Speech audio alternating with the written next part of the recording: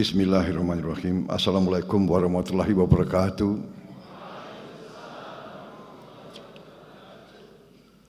Yang saya hormati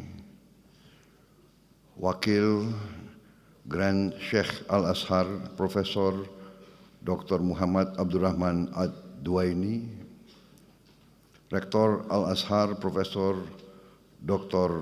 Salamah Daud, serta seluruh pengajar, seluruh sivitas akademika dari Al-Azhar yang hadir,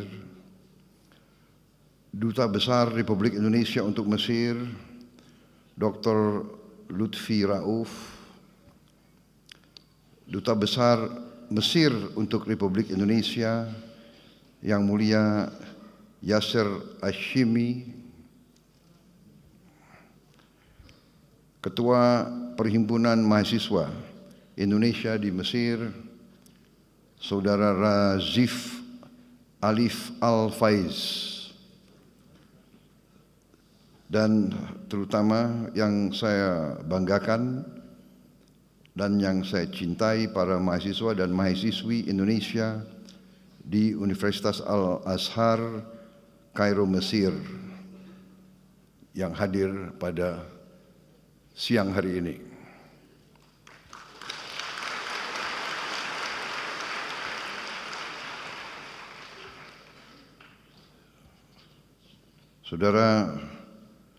Saudara sekalian, sungguh berbahagia saya dapat berjumpa dengan para mahasiswa dan mahasiswi yang sekarang sedang menuntut ilmu di Universitas Al-Azhar ini, suatu universitas yang sangat bersejarah, sangat terkenal. Saudara-saudara, sudah ribuan alumni Al-Azhar dari Indonesia, sudah banyak ulama dan pemimpin Islam di Indonesia pernah belajar di sini.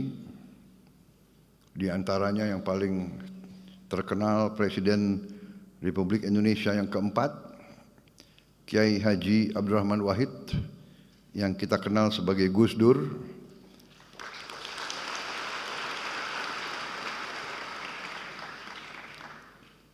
Menteri Agama Republik Indonesia pada Kabinet Pembangunan ke-7,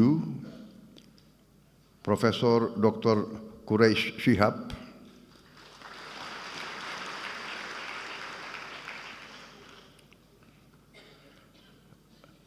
tokoh besar Nahdlatul Ulama yang pernah juga menjadi Rois Am, Kiai Haji Ahmad Mustofa Bisri, Gusmus, dan Menteri Luar Negeri Republik Indonesia pada tahun 1999 sampai 2001, Profesor Dr. Alwi Shihab.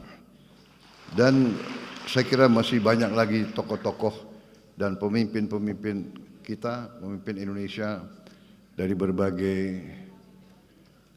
kalangan, dari berbagai organisasi yang adalah lulusan Al-Azhar.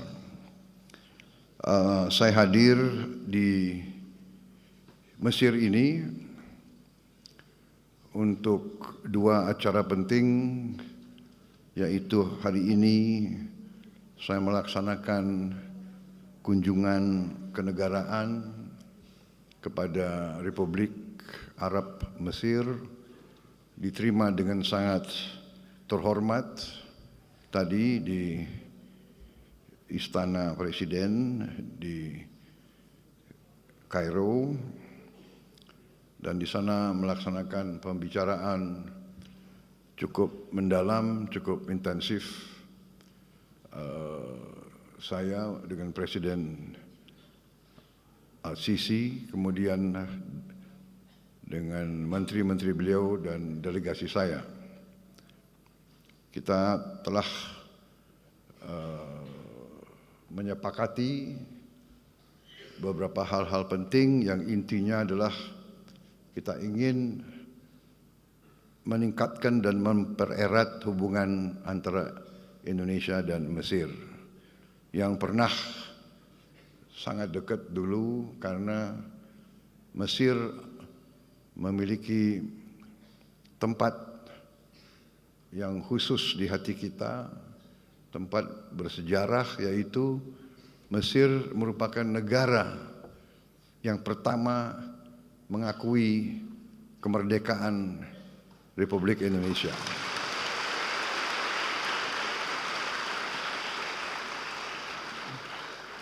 Tanpa ragu-ragu, tanpa berpikir, begitu kita proklamasikan kemerdekaan kita, Mesir negara yang pertama mengakui kita, dan akhirnya beberapa negara lain yang ikut mengakui kemerdekaan dan kedaulatan bangsa Indonesia. Kemudian dalam perjalanan, pemimpin Mesir waktu itu Presiden Jamal Abdel Nasser dan pemimpin Indonesia Presiden Soekarno menjadi sangat dekat karena sama-sama menjadi pelopor dibangunnya gerakan non-blok, non-aligned movement yang ingin mempersatukan negara-negara berkembang, tidak mau ikut blok manapun, tidak mau ikut blok barat, tidak mau ikut blok timur, berada di tengah, menghormati semua negara, semua bangsa, semua ras.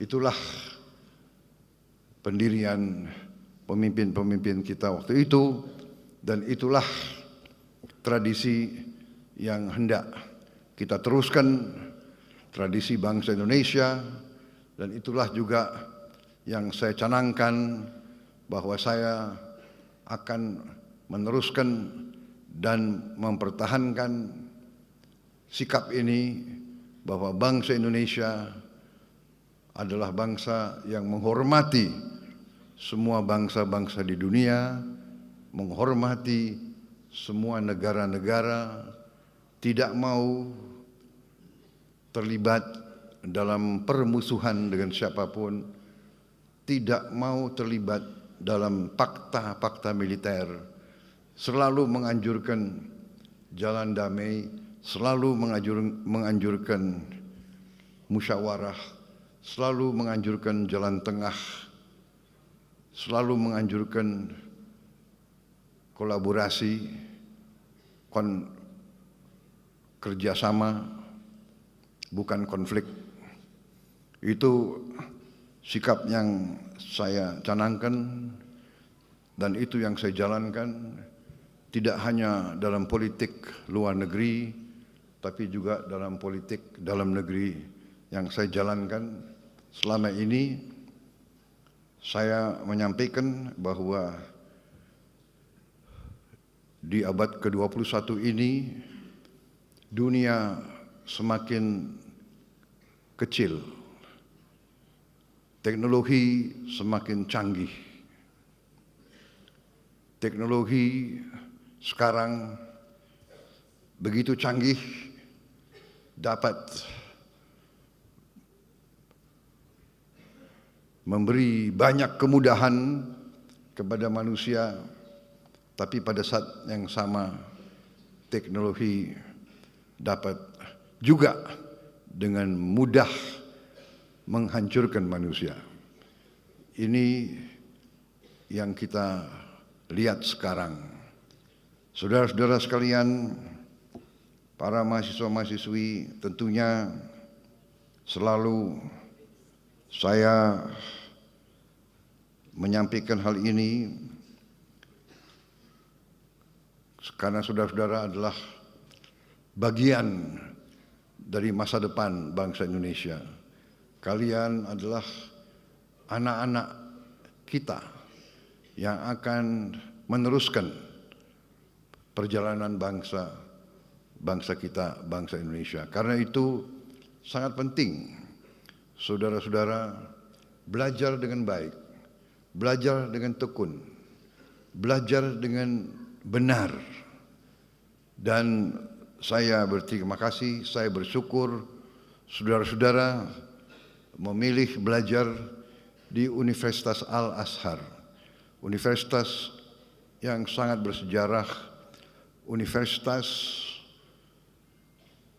Islam yang mengajarkan pelajaran Islam yang damai, pelajaran Islam yang sejuk, pelajaran Islam yang moderat, pelajaran Islam yang tidak mengajarkan kebencian, pelajaran Islam yang tidak mengajarkan saling mencari kesalahan, tapi saling mencari titik-titik temu. Marilah kita bekerja sama satu dengan lain, bekerja sama dengan semua bangsa, bekerja sama dengan semua agama lain, bekerja sama dengan semua suku, semua ras, karena kita memiliki cita-cita dan kepentingan yang sama. Kita ingin mencari hidup yang baik di dunia ini. Hidup yang baik di dunia ini artinya hidup yang lepas dari ketakutan, lepas dari ancaman. Kita harus menjaga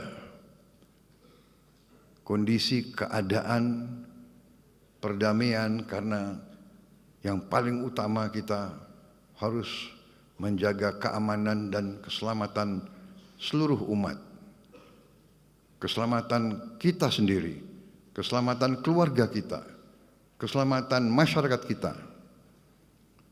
Hanya dengan itu kita bisa meraih apa yang menjadi cita-cita setiap manusia, yaitu hidup dengan aman, hidup dengan baik, hidup menjalankan kebaikan menurut ajaran agama kita masing-masing. Ini sangat penting, saudara-saudara.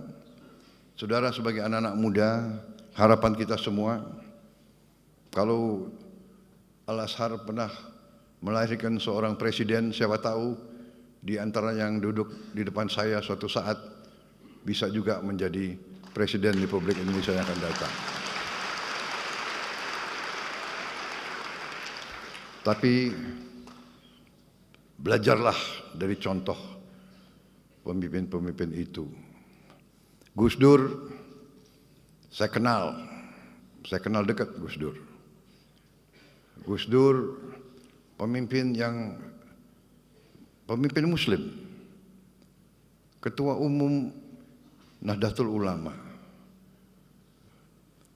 datang dari keluarga syekh besar kita,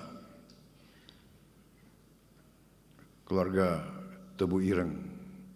Tapi beliau pemikirannya sangat luas, beliau jiwanya sangat baik, beliau merangkul semua, beliau menjadi tokoh, saya kira tokoh Muslim yang sangat terkenal sebagai tokoh inklusivisme, tokoh yang melindungi semua minoritas.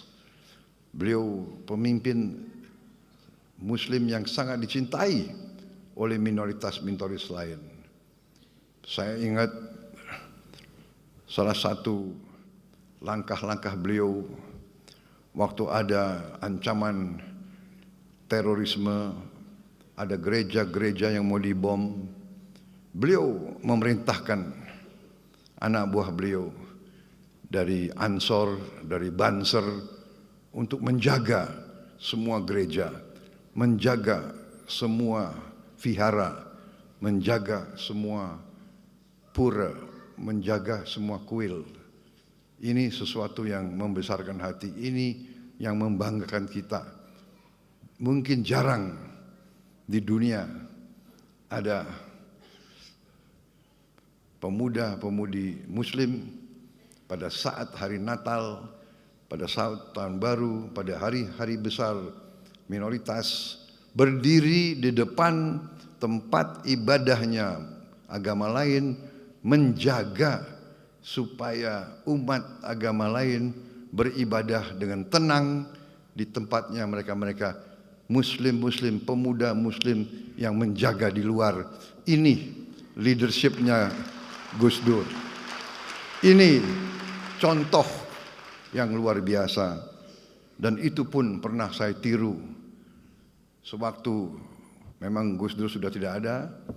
Saya memimpin partai saya waktu itu, ada lagi ancaman-ancaman bom kepada gereja. Saya juga perintahkan pemuda-pemuda pengikut saya di Partai Gerindra untuk menjaga di kota masing-masing semua tempat ibadah agama lain. Kita yang jaga, mereka yang beribadah.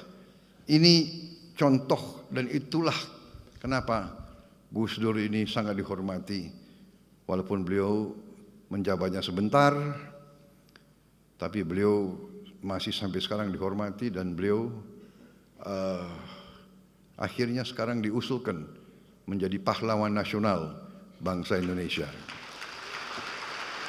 Saudara-saudara sekalian, ini saya kira salah satu contoh alumni Al-Azhar yang sempat menjadi pemimpin tingkat nasional di Indonesia, akhirnya menjadi presiden di provinsi dan memberi kepemimpinan, kenegarawanan, leadership yang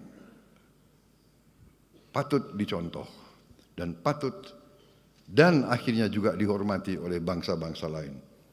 Saya kebetulan kenal beliau baik, dan alhamdulillah leadership yang beliau sampaikan menjadi pelajaran bagi kita sekalian. Saudara-saudara sekalian, selain kunjungan kenegaraan ke Mesir, besok kita akan lakukan pertemuan KTT, konferensi tingkat tinggi antara 8 negara yang disebut D8. D8 ini adalah the Developing Aid for Economic Cooperation. Didirikan tahun 97 untuk meneruskan kerjasama ekonomi dan pembangunan antara 8 negara berkembang, yaitu Bangladesh, Mesir, Indonesia, Iran, Malaysia, Nigeria, Turki, dan Pakistan. Ini kebetulan 8 negara Muslim yang jumlah penduduknya besar. Jumlah penduduknya mungkin semua negara ini jumlah penduduknya di atas 100 juta. Jadi saudara-saudara, D8 ini dibentuk untuk melakukan kerjasama ekonomi. Saudara-saudara, kalau D8 ini bergabung, ini pasar ini lebih dari 1 miliar. 1 miliar manusia. Nah, ini tentunya kita harus mengakui kita belum begitu puas. Masih banyak yang harus ditingkatkan. Banyak yang harus kita cari bentuk-bentuk kerjasama. Dan untuk itulah besok kita akan bertemu lagi. Dan besok sesudah itu tahun depan Ketua D8 beralih ke Republik Indonesia. Jadi mudah-mudahan kita bisa berbuat yang baik. Saudara-saudara sekalian, kita lihat keadaan dunia, keadaan kawasan saat ini penuh dengan ketegangan, penuh dengan konflik, penuh dengan bisa kita katakan peperangan. Kita prihatin apa yang terjadi di kawasan ini terhadap saudara-saudara kita di Palestina, tapi tidak hanya di Palestina, di tepi barat Palestina ya, di Gaza, tepi barat Palestina, di Lebanon, sekarang di Suriah, tapi juga di kawasan-kawasan lain, di Libya, di Sudan, di Yaman. Saudara-saudara, marilah kita selalu waspada bahwa kalau kita tidak rukun dan tidak bersatu, kalau pemimpin-pemimpin kita tidak arif, tidak bijaksana, ujungnya adalah yang terjadi adalah perpecahan. Dan bila pecah, bila tidak ada persatuan dan kesatuan, yang ada adalah kelemahan. Dan kalau lemah, tidak dapat melindungi dan menjaga keselamatan rakyatnya. Saya kira ini pelajaran yang sangat penting bagi kita. Saudara-saudara, para mahasiswa-mahasiswi, belajarlah dengan tekun, belajarlah dengan baik, jadilah wakil-wakil Indonesia dengan baik. Jangan memalukan kita. Belajar dengan baik. Saya bersyukur saya dapat laporan bahwa mahasiswa Indonesia termasuk mahasiswa asing yang paling sedikit bikin masalah di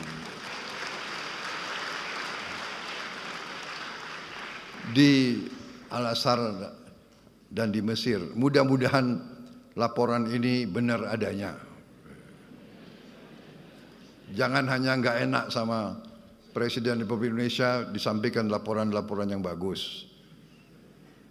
Tapi tadi Presiden Al-Sisi juga mengatakan tiap kali lihat wajah orang Indonesia di Mesir, beliau selalu lihat wajah yang baik, wajah yang gembira.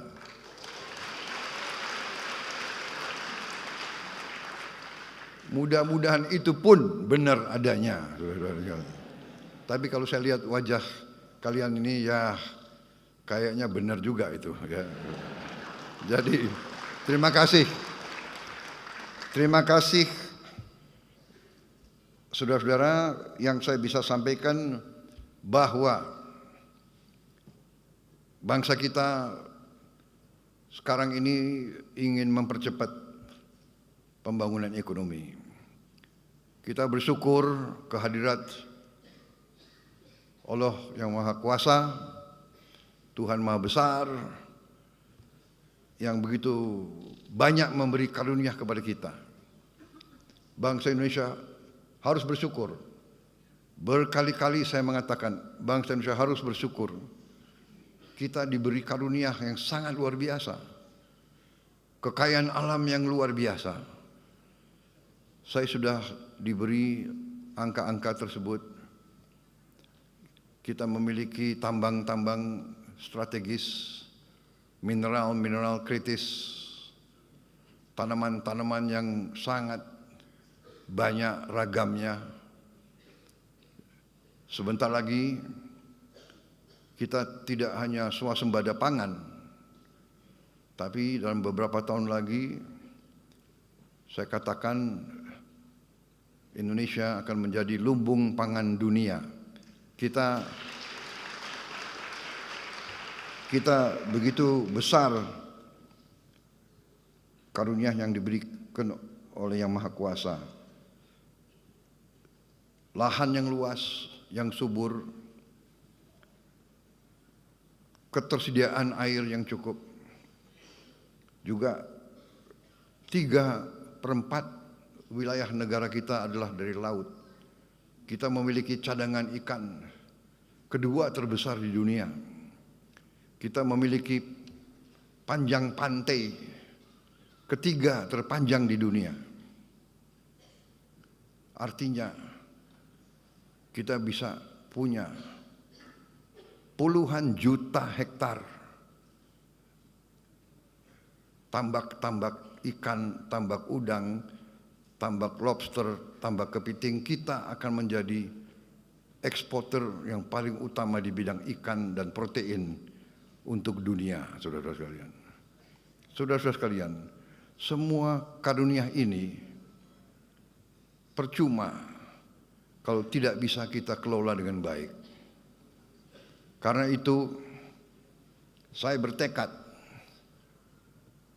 mandat yang diberi kepada saya oleh rakyat Indonesia, saya dipilih oleh rakyat Indonesia, saya disumpah di hadapan rakyat dan di hadapan Yang Maha Kuasa, saya disumpah untuk menjaga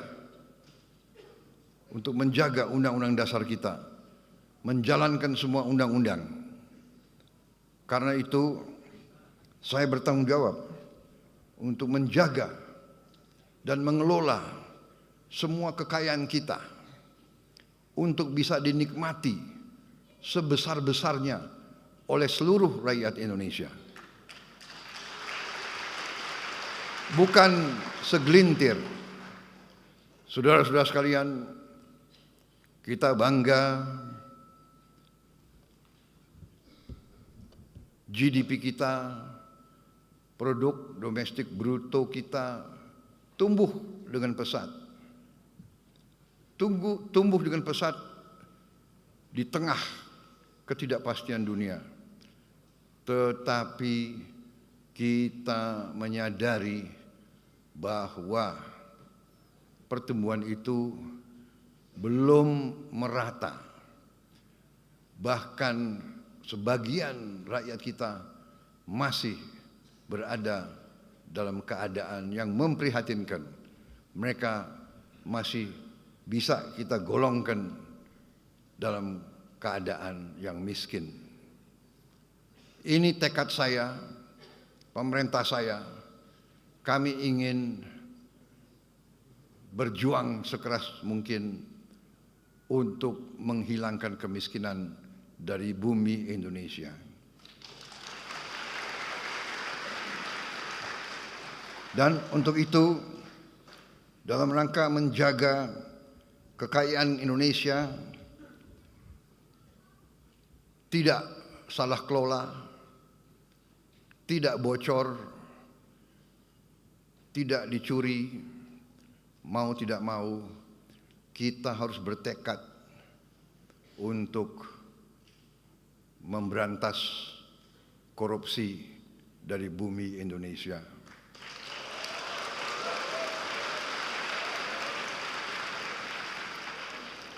Memang banyak yang mengejek Prabowo Subianto.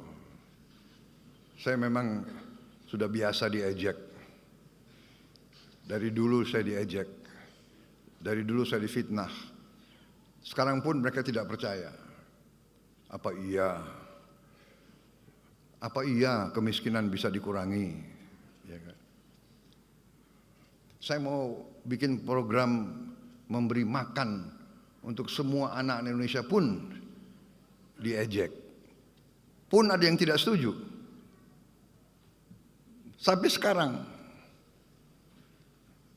ada profesor-profesor yang pintar-pintar kok nggak setuju.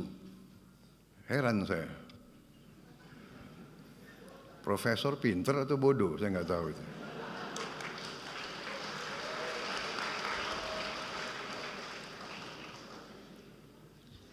Mungkin pinter otaknya, tapi hatinya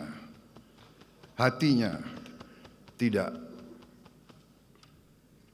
bisa merasakan kalau anak-anak itu, kalau anak lapar ke sekolah itu bagaimana caranya, dia tidak bisa merasakan.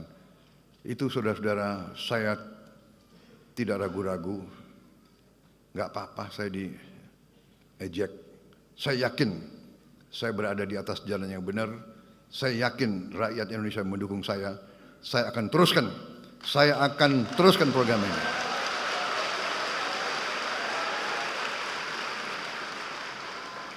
Dan mereka yang masih meragukan, 2 bulan saya memimpin Masih mereka bertanya-tanya.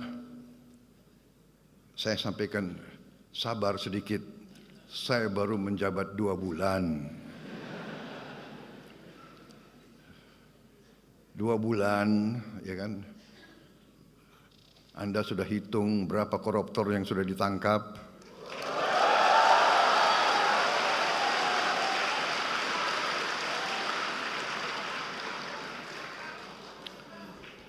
Saudara-saudara sekalian, yang nyinyir sama saya, silahkan, kau duduk aja di sebelah situ. Ya. Ini belum apa-apa. Ini belum apa-apa. Nanti 6 bulan lagi, baru saudara boleh nilai pemerintah Prabowo Subianto.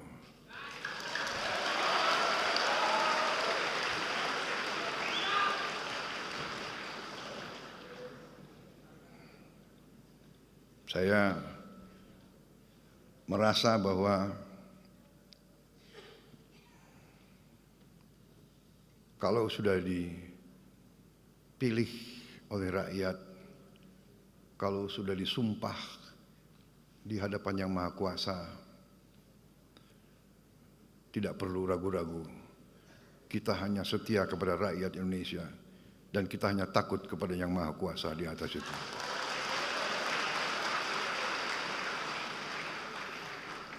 Saya dalam minggu-minggu ini, bulan-bulan ini, saya dalam rangka memberi, apa istilahnya itu? Memberi memberi kesempatan. Memberi kesempatan untuk tobat. Hai para koruptor atau yang merasa pernah mencuri dari rakyat, kalau kau kembalikan yang kau curi, ya mungkin kita maafkan. Tapi kembalikan dong.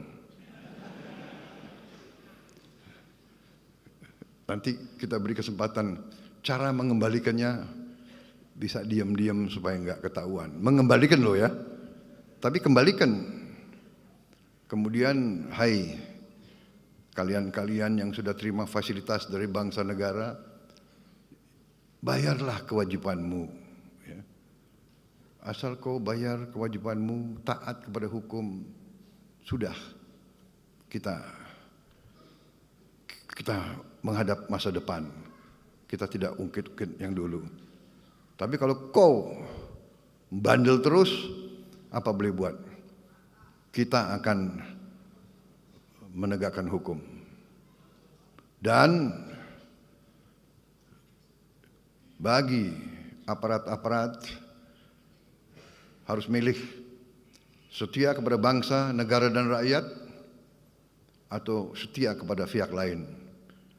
Kalau setia kepada bangsa, negara dan rakyat, ayo.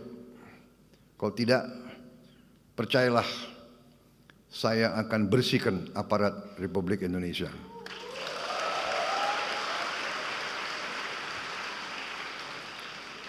Dan saya yakin dan percaya rakyat Indonesia berada di belakang saya, saudara-saudara sekalian.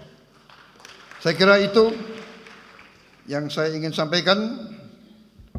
Anak-anakku, belajar yang baik, belajar yang tekun, buatlah yang terbaik untuk bangsa, rakyat, dan negaramu. Raih ilmu untuk bangsa, berbuat baik untuk rakyat.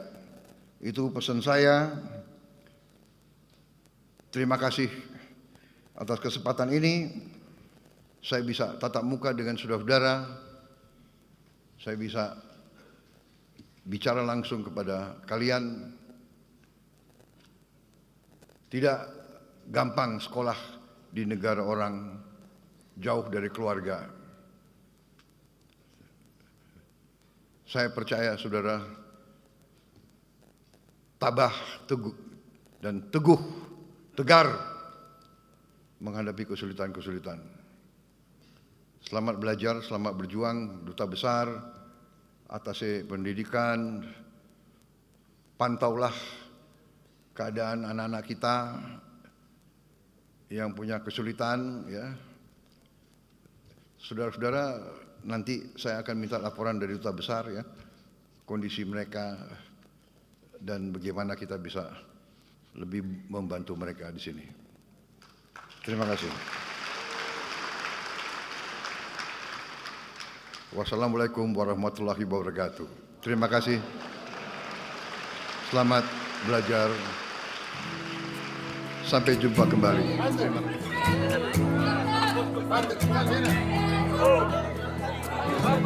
kasih.